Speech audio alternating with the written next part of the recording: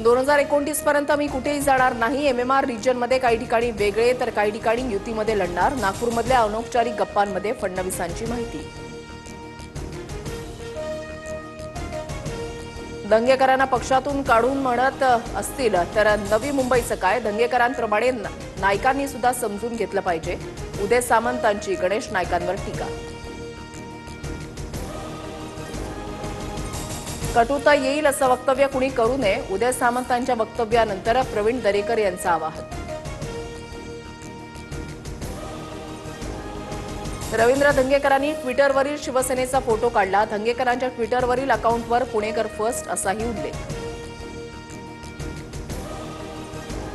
रवींद्र धंगेकर फक्त मोहरा, धंगेकरांचे बोलविते धनी सरकारमध्ये बसलेले आहेत। संजय राऊतांचं विधान। मोहोळ विरुद्ध भाजपतील एक गट असा संघर्ष सुरू, राऊतांचा दावा। भाजप नव्हे तर विकृती विरोधात लढतोय। भाजपमधीलच काही लोकांचा मला पाठिंबा, रवींद्र धंगेकरांचं विधान। आरोप करणाऱ्यांना चावी देणारा वेगळाच, माझ्यावर व्यक्तिगत स्वार्थासाठी आरोप। धंगेकर निवडणुका हरल्यामुळे वैफल्यग्रस्त झालेत।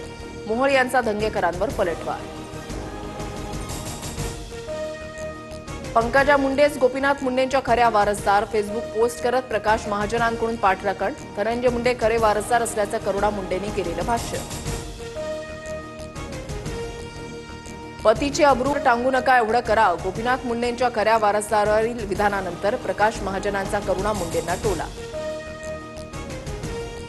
ज्याचे हात रक्तानं भरले तो वारस कसा? खऱ्या वारसाला तुम्ही कमजोर समजून हिणवता। मुंडेंच्या वारसाच्या मुद्द्यावरून मनोज जरांगेंचा निशाणा।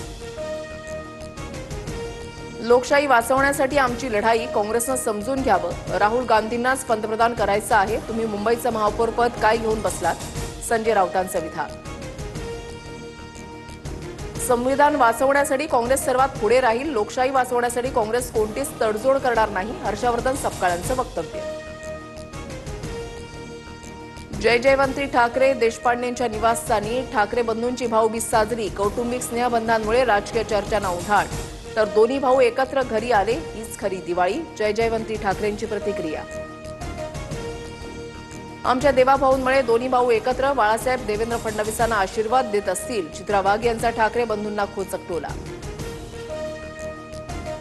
गुंड निलेश घायवळचा पासपोर्ट अखेर रद्द। पासपोर्ट प्रदेश कार्यालयामधून आदेश जारी। पासपोर्ट रद्द झाल्यानं निलेश घायवळच्या अडचणीत वाढ।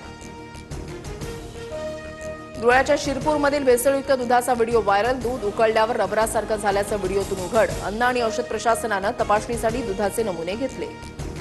तिला कार चालवायला दिल्याची घटना। कारची 3 वाहनांना धडक। व्हिडिओ सोशल मीडियावर व्हायरल। सिंधुदुर्गमध्ये जोरदार अवकाळी पावसाची हजेरी। पिकांचं नुकसान। पावसामुळे शेतकरी हवालदिल। दिल्लीच्या ताज हॉटेलमध्ये मांडी घालून जेवायला बसल्यानं वाद। कोल्हापुरी चप्पल घालून आल्यानं अपमान केल्याचा तरुणीचा आरोप। एका कंपनीच्या संस्थापक तरुणीकडून व्हिडिओ शेअर। बिहारमध्ये तेजस्वी यादव इंडिया आघाडीचा मुख्यमंत्रीपदाचा चेहरा। बिहारचा विकास करण्यासाठी एकत्र। तेजस्वी यादवांची प्रतिक्रिया। तर व्हीआयपी पक्षाचे प्रमुख मुकेश सहनी उपमुख्यमंत्रीपदाचे उमेदवार।